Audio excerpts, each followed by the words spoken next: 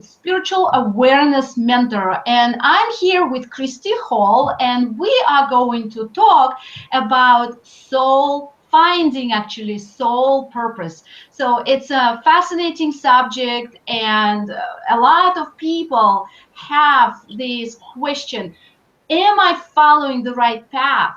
Am I doing what I'm supposed to do?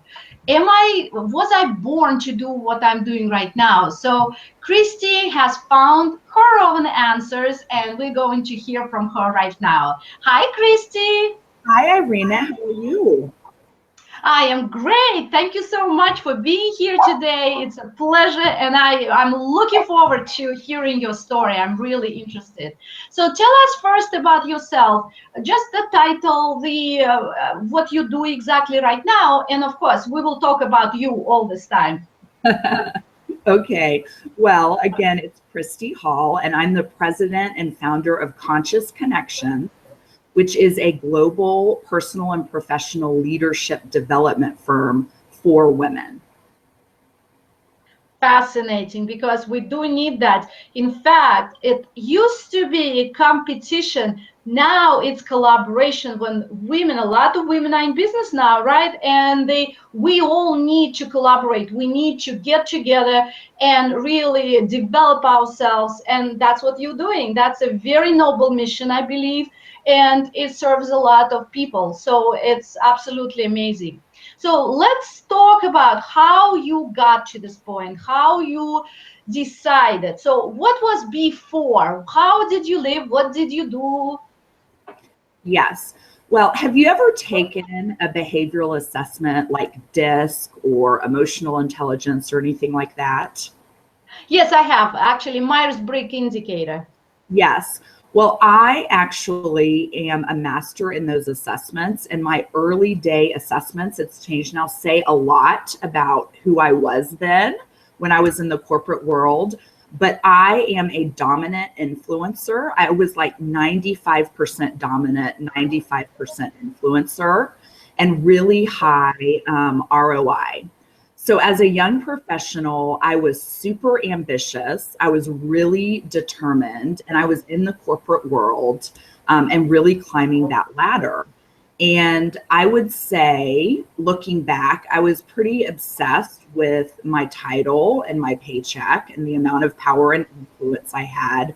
My whole life was really focused on that achievement piece, and what I had been taught success looked like by my family and society, and all the people in my life. So I was really doing well at climbing that ladder, and I thought that life would just continue that way, that it would be one promotion after another, and I would get all the things that I wanted, and that's really all there was in life. If you did that, you were successful. So, That was it. Christy, let's define. Yes, you said a good thing.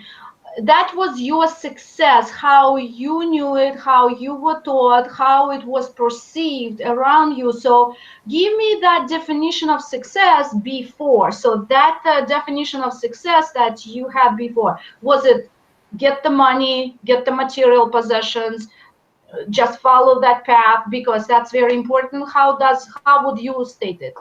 Yes, absolutely. It was about, how big my house was, what car I drove, what purse I had, how big my office was, and what floor it was on.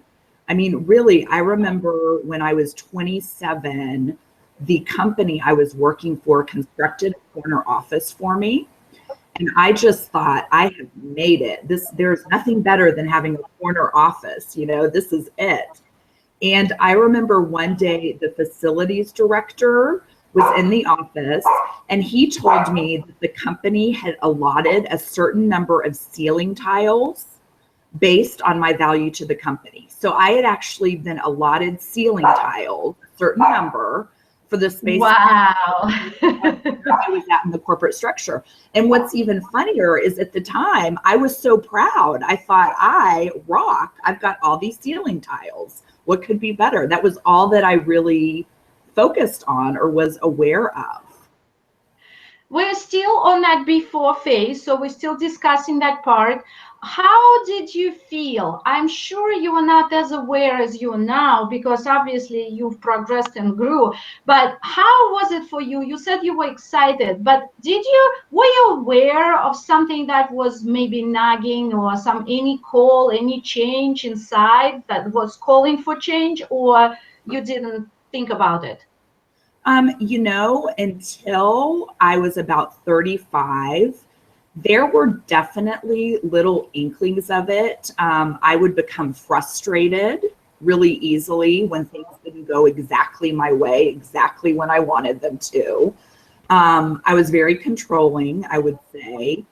And it was like there was this hole that couldn't be filled, because no matter how much I achieved or how much more I got, there was just more to be gotten. It was never really satisfied. And I would definitely work myself to exhaustion, because I had no balance in my life. It was all about that achievement piece through my career. And I would just push through, because that's just what successful people did, right? You just get up, work, and you keep going no matter what. And so, yes, those were signs. I had no idea that there were any other ways to live.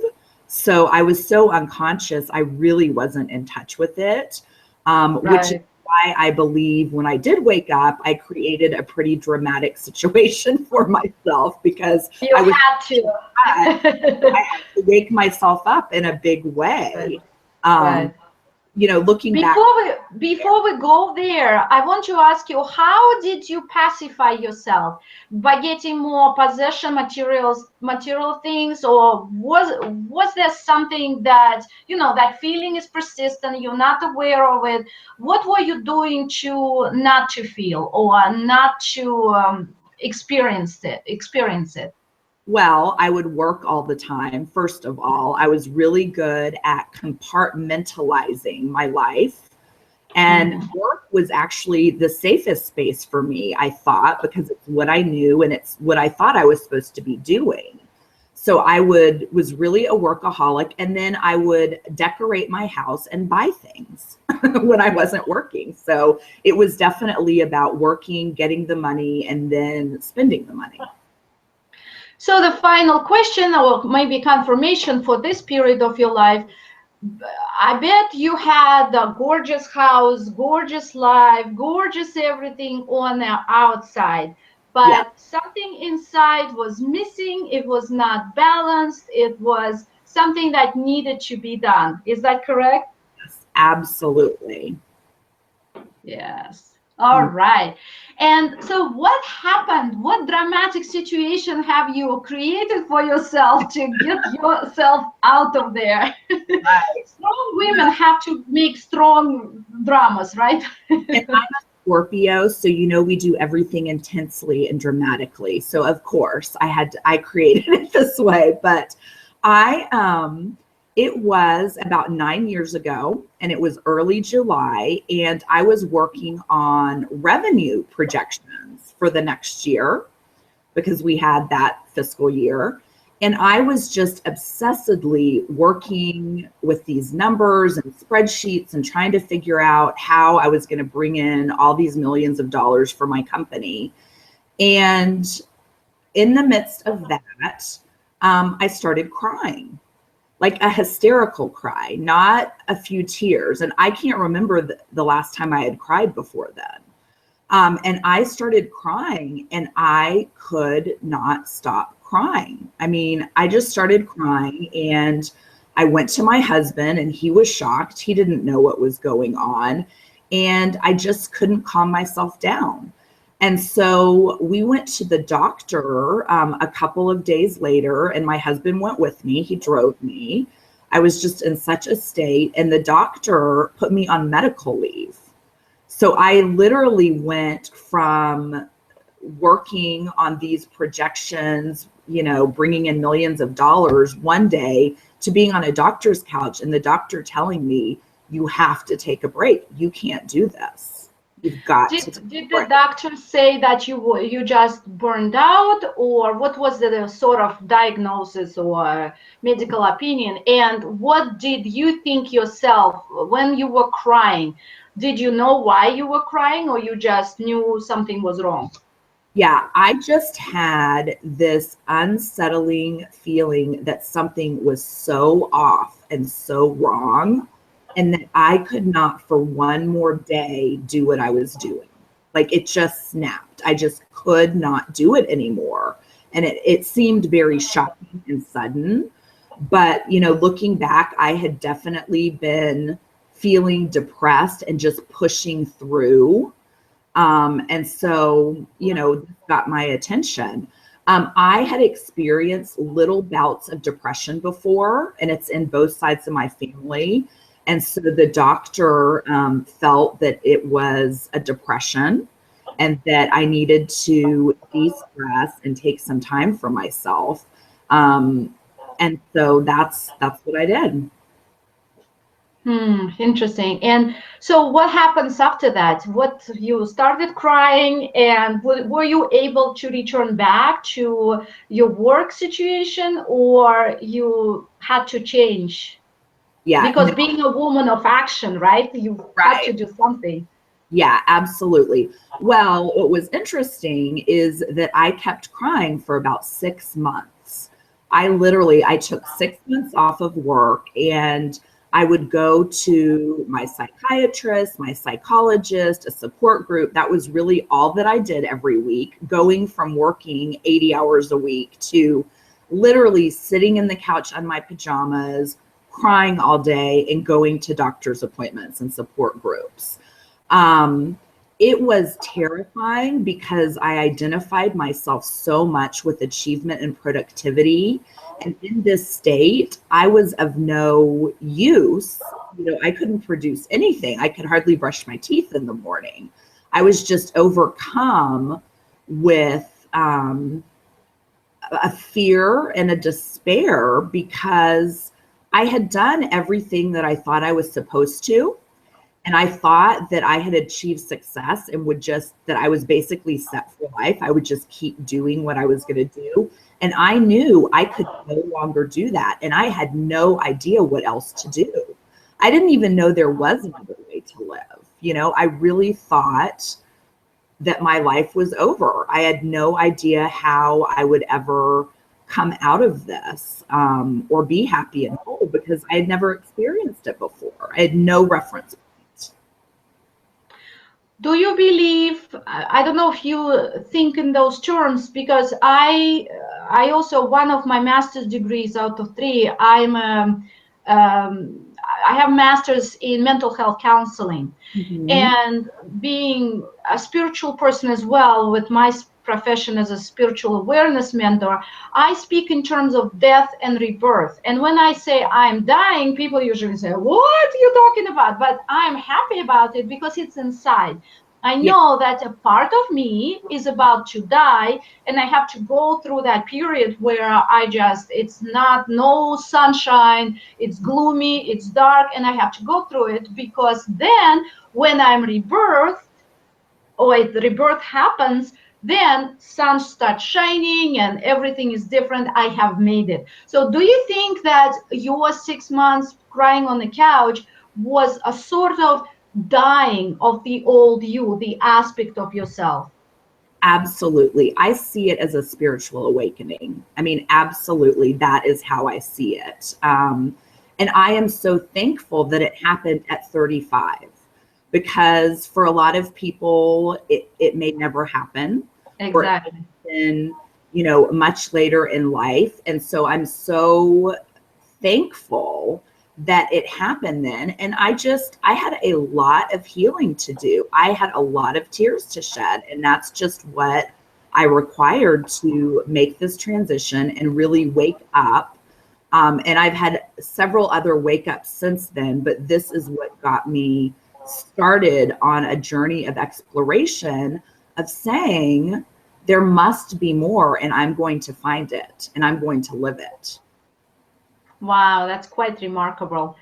And what about what happened next? You was it like one day you woke up and you said, "Wow, enough is enough. I got the idea," or how did it happen for you? How did you get that idea that you could start a new life with the new experience? Well, there was one morning, it was probably about 4 or 5 months into the crying, and I would have a lot of sleepless nights during this period. And it was early morning, and I was so tired from all of the emotional pain. And I went out onto my back patio, and I just sat and I just asked what it was I was supposed to be learning. And I just prayed for relief. I mean, really at the time, the only thing that I wanted was some relief from this heaviness and this sadness. And I was totally awash in the warmest, most comforting feeling. It's like every cell in my body came alive, and I felt so comforted and peaceful, like I had never felt in my life. And I knew that if I could experience that for that minute, then something better existed, and that I was going to find out how to live in that space. And that was the turning point in really restoring my faith that there was a better way, and there was so much more that I just didn't know about yet. So from that point forward, I dedicated myself to finding out what that was and how we can create that in our everyday lives. So, Christy, you didn't return back to work, or what happened to the job first? After 6 months, I took a position at a nonprofit that was much less stressful, much less involved. It was something that I could do easily. And so that I could give myself plenty of time and space to be and to learn and to grow and to work on myself.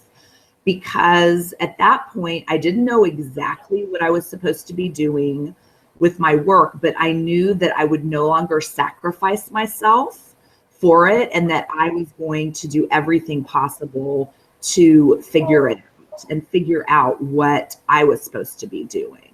So I set myself up nicely to work in a low stress job, but really my focus was self-discovery for about 1.5 years. Mm-hmm. So it exactly, because you have to, the energy, and I usually explain that to my clients, the energy is inside, it goes within, because you have to clear yourself, and it takes a lot of energy to do it. You have to heal yourself before you can move on in your new capacity, and that's why you needed less demanding job, so you could still pay the bills or whatever you needed to do, yet you had to concentrate on yourself. So that was the right decision you made, I'm sure. Yeah, absolutely. And I mean, I have so many spiritual adventures. I tried everything I could get my hands on because I was so curious and hungry to figure out how to live in that space and be in that space, that love that I felt on my patio, that sense of wholeness, calmness, bliss, to live in that space. And, throughout my journey, I would find things that would really help me and experience more and more moments of that. And that's really what I lived for. And it's what I live for now as well. Not only finding and living in that space more, but sharing what I learn with other people so that they can have that too. And we're getting closer to the grand finale, so to speak, the culmination, because it's the sole purpose. It's something that you are born to do, at least right now. And of course, it's always changing and evolving, we're growing. But at this point, you are fulfilling, as I understand, you're fulfilling your sole purpose. So how did you get the idea? What was the moment when, and how did it come to you? I was sitting in meditation, And I was asking, what is my right work? I really wanted to know what I was very specifically supposed to be doing with my life, how I could take all of my business acumen and all that I had learned about consciousness and human potential and all of my experiences. How could I take all of me and what I have to offer and create something in the world that would really share that and help people? So I just sat asking the question, and the name Conscious Connections came to me. I saw an entire vision of how it would work, what it would be, all of the different ways that we could help wake people up and empower them to themselves and their lives. And I literally came out of meditation and got online, and I couldn't believe that the website was available for that name. I mean, really, it's really amazing that that website name wasn't taken. I agree with that. I was like, confirmation, affirmation, this is it. And that was in February, about 2 years ago. And then we launched our website in April. So I just had a very clear knowing. I had a full body experience of knowing it. And my husband, who has been by my side through all of this on my journey, came home and I showed him the picture. I had drawn out the vision and said, honey, this is it. This is what I'm going to do with my life. And I just knew. And so I dove right in, and we launched a few months later. Did you have to quit your job, or you were still on the job? That's for people who, sometimes they know they have the vision, but they're afraid to quit to something previous, and it hinders their progress. So Right. How did you handle that part? By this time, I had my own management consulting business. And so I could easily shut that down and just maintain some of the clients that I had, but not seek new ones, because I really knew this is where my passion was now. So it wasn't difficult for you. You didn't have to struggle of letting go. You were not afraid of the future. Is that? I wasn't. I was just so excited to have found it and to be clear on it that, for me, sometimes it takes a while to get to the clarity point. And that's where I do some wandering around, and it can take a while to get it. But once I'm clear on something, I'm very action oriented. And I love that part of the process of working from clarity and creating things in the world. So, unbeknownst to me, my whole life had been preparing me for this. I had everything I knew and had everything I needed to absolutely bring this into the world. And who knew that all these experiences, both professional and personal, were preparing me for this? I had no idea. But in that moment, it all came together. And I thought, by golly, I could actually make this happen. Like, I'm really prepared to do this. You just made a great point, because I have it in my book. I teach that we are always being prepared, no matter what we had before. The vision of our lives is always there, and we can always claim it, like you've done. You've claimed your vision, the soul purpose, and doesn't matter if you didn't know it before, you were not clear, you still were preparing for what was to come, because obviously it's the spirit has much more knowledge, has the bigger picture, and it's been preparing you. So it's absolutely a great point that I'm happy you said it. Yes. So here is my question for you about the preparation. I believe that we as children we come with the idea of soul purpose already in us, because we're equipped with it. It's our main talent. Mm-hmm. But of course we can't express it, but yet we say, I like to be this, I like to be that. So do you think your dream in your childhood, or maybe a little bit later, was it similar to what you're doing now? Yes, I actually wanted to be a psychologist. And my parents would not pay for me to study psychology. They wanted me to get a degree in business, which I'm glad, because I used that business degree to make Conscious Connections more successful so that I can spread it around the world.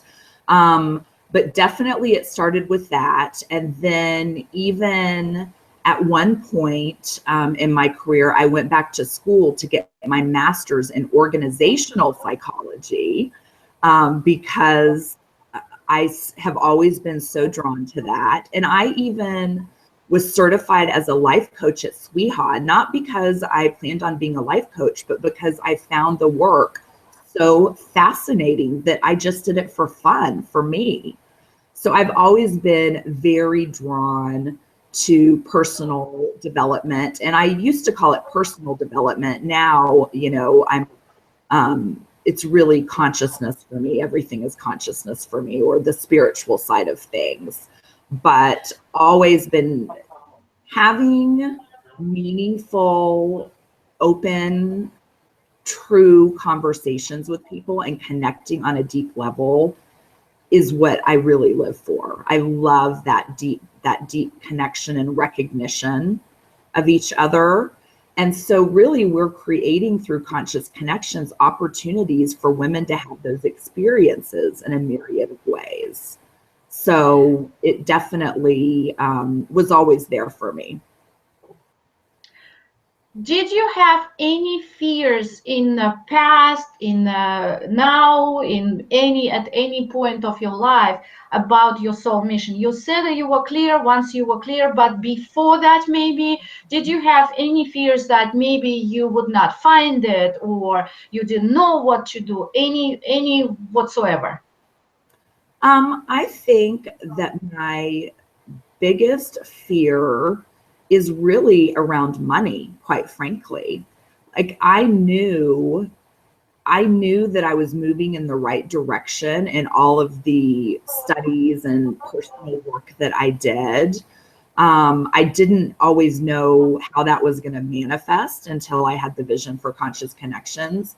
But I think the one thing that I struggle with, and this is still something I'm working on, is being able to do your soul purpose, to do what you love to do, and also make really good money. Before I woke up, I used to sacrifice myself for that paycheck. They call it golden handcuffs, right? And I think that there is this consciousness, certainly in America, that it is really difficult, if not impossible, to do what you love and be paid as well as you might at a corporate job. And so that's something that I sit with on a regular basis. I'm proving it wrong little by little, but I know that consciousness affects me.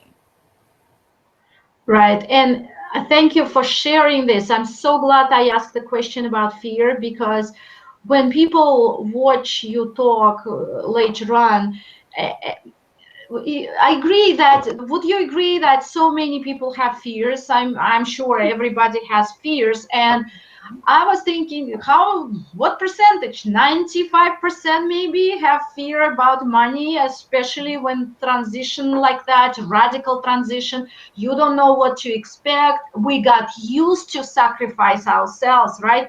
How many people in this country, or even in the world, go to the job and they don't like it, or they sacrifice themselves? In fact, according to the statistics, 90% of employees, according to Forbes, hate their jobs. What does it tell you, right? It's incredible. So how many people are willingly suffer because they either don't know what their soul purpose is, or they don't have the courage to really transition and start fulfilling it. Either way, they suffer. Right.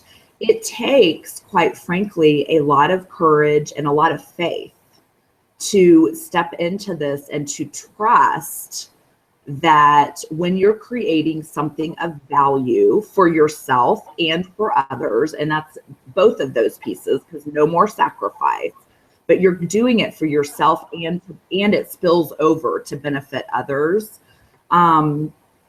It's amazing the opportunities that will show up and what happens, but there is still that fear that is there to be recognized. And it's something that I look at regularly, in those quiet moments when maybe the phone's not ringing one day. Your mind can take you to some scary places. What if this doesn't work? What if it's not meant to be? So I've definitely surrounded myself with some very awake, grounded, and wise women. And I pick up the phone and call them so that they can talk me out of my craziness, right? Right, absolutely. Support comes in there for people to help remind you of the truth when the fear sets in and those voices set in. And I believe fear is the hardest part of being an entrepreneur, is that you have to have so much courage and faith, and keep going and trust. That's, I think, the hardest part of being an entrepreneur, is dealing with your own fear. I am so happy we're talking, and I really seriously could talk with you for hours, because it's the faith, the active faith that's what my main message is. Active faith. And when you connect your active faith with physical actions, doing what you love to do, and trusting that everything will be provided and everything will work out, and really you're dealing with fear so admirably, because every single one is not immune to fears. We all have them, because it's the nature of our reality, the physical dense vibrational frequency. And so to find a way how to deal with fear, and then still move forward and still go through and be focused, it's absolutely, that's what entrepreneurs need to know about and be helped with that. And I am so happy we're having this conversation. Me too.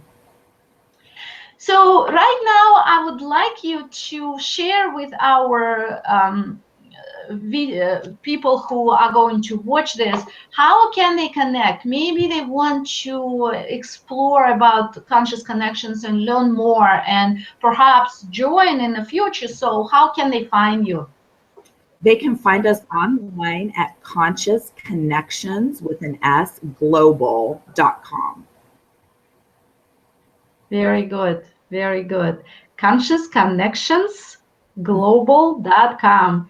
Yes. All right, this was most enlightening conversation. I've been enjoying it every single moment. Thank you so much for agreeing to be here and telling your story honestly, sharing with your fears and sharing how it was for you, because I know some people need, or many people need to hear what you had here to share, because you've made it and some people still didn't.